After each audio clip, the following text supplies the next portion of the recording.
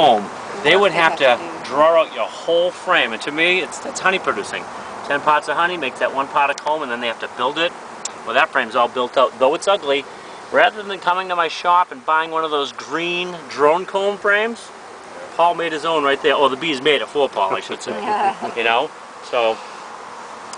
You got a smart queen in this. Beautiful, I guess so. Beautiful cap. A lot of pollen, a lot of open cells still, but that doesn't mean anything. There's just places for the queen to lay still.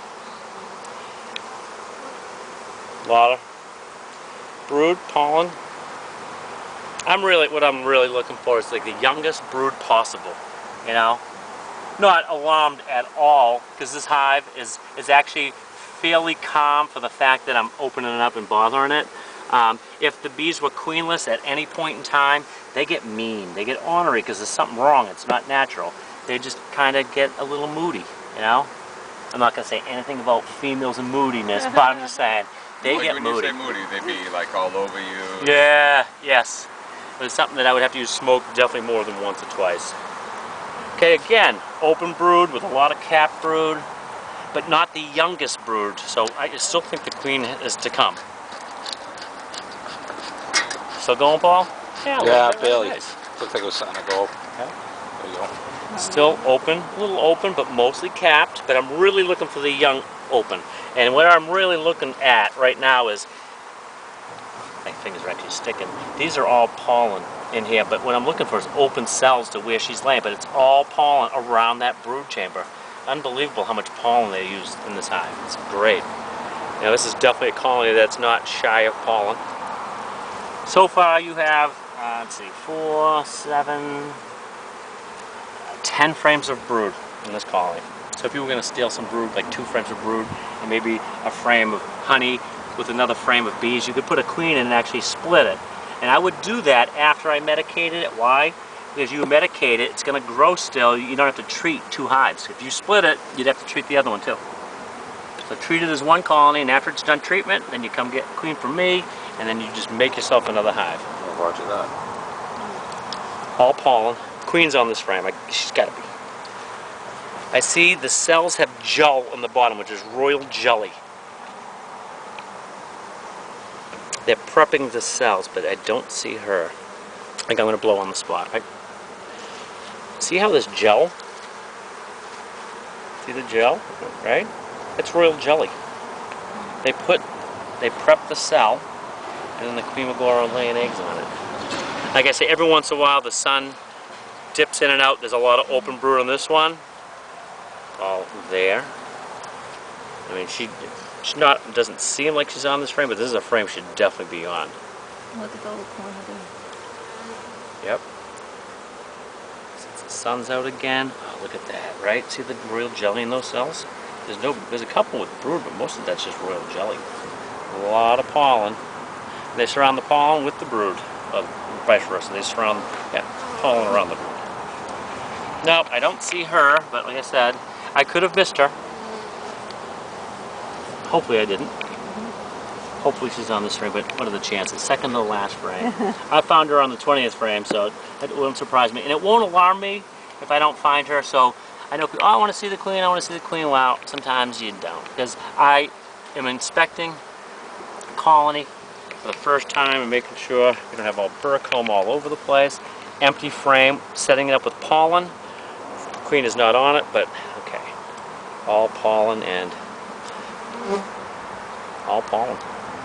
Now, would you look for the queen along the bottom, or she Probably, wouldn't chances bother? are she wouldn't. Yeah. And in the scheme of life, she's so big. When I'm doing this, I'm looking. Yeah. I'm looking the whole time. Yeah. And she's not on that frame.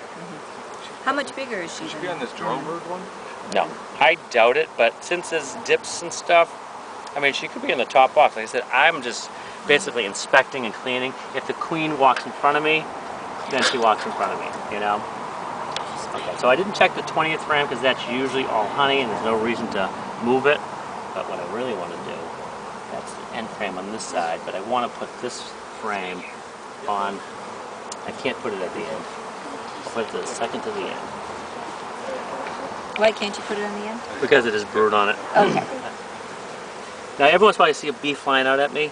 That means they're getting a little, not necessarily ornery pollen. Taking a little breather. Alright, so it's going down a little bit. See how empty it is? Yep. It's unbelievable how fast it empties. So what I would do, since this is a fairly well landscaped yard, put my buckets right here. If I was on a farm, I would just go grab a pile of leaves, hay, or whatever, but since I have a bucket behind me, get it going again.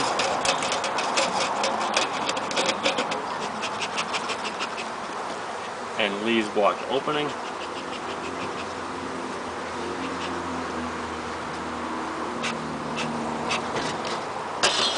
Alright, so, like I said, I want to push that one over a little bit. If I push it all the way over, then I don't have to worry about crushing bees anymore. Alright, this is drone brood. I'm just moving it to the 9th frame for Paul because it's a garbage frame that eventually will be out of his colony, but he would want it to at least store honey in it so they don't have to make a new frame. Got all drone. There's a little worker. So I'm just putting at this end of the brood chamber. So I did switch. I switched sides of the colony, but for the most part, it's still in the brood chamber. So this is from this side. And since they're all one unit, I don't crush bees between every single gap. There's only one gap I have to watch is right here. And if I beat them to the punch, then they can't get in there, they get crushed.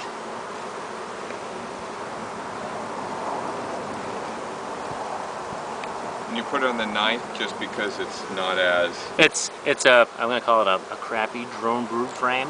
And in the end of the day, there'll be honey stores, honey stores, honey stores. Oh, got it. Honey stores, and then maybe you have pollen also, then brood, brood, brood. So if it's the end, that's going to be a honey stored frame. They don't have to remake a frame.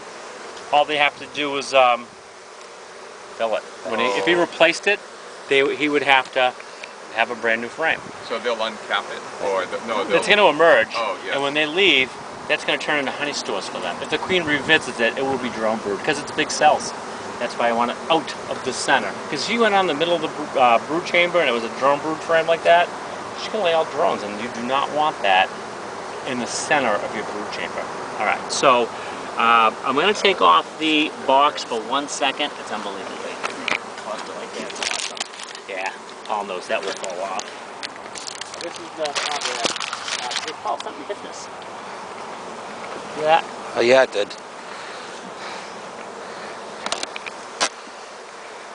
We went to farms. There's a lot of places. It's not my property, and there were 22 bullets for one of our hives.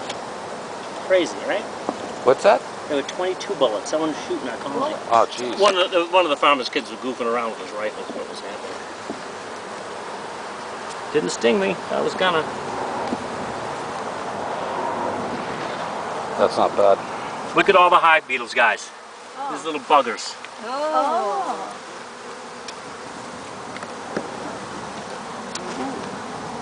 Bees don't like them. See, they're kind of chasing them around. What So, will they do? Nothing to a strong hive. Nothing. All right, so this is when the bees start getting a little angry. It's like sawdust. Hive beetle. Sawdust, sometimes they collect sawdust accidental. They think it's brood. Weird, but it happens. I mean, pollen. Thank you, Paul. All right, so queen was in this box. You got the larvae you put down. Or was the queen in that box? Which one? That one. Perfect. So, since we have bees on the bottom of the box, and we have to put the box down, we want the bees off the bottom of the box. Didn't you say you were going to put them back the same way? I did, right? Was this the second one? Yeah, remember the broken back one? Good call, thank you. Yeah. Yep. I thought my phone was ringing there. Hardly any bees on the bottom. So,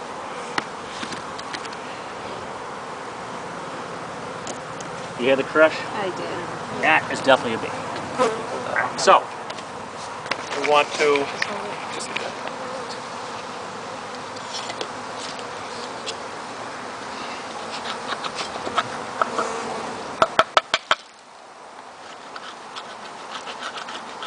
they keep on coming, they want to come out. And if you slide, you're going to crush less. I didn't hear any crush that time. Nope. Maybe, I didn't even decapitate that one. Pretty good. Let's say, so Paul will eventually come back sometime this week, and he will This guy just came out.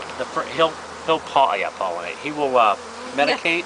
So that medication rim, he'll put it back on. But right now, if I left it on there, they might draw comb in it. So in the scheme of life, you probably don't want to. So the fact there's a ton of bees, oh, not as many as I thought. The best way to do it is that way. Then you don't have a ton of bees on the cover. So bottom of the cover, any lumps gotta go, because this is all going down on top of the bees.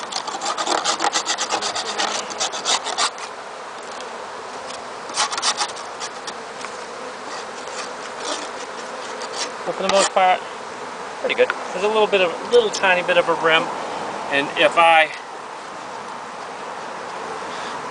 move them out of the way and then I slide it on, I don't kill bees. And then the outer cover, I will definitely put on at a slight angle, because that's normally what I do this time of year.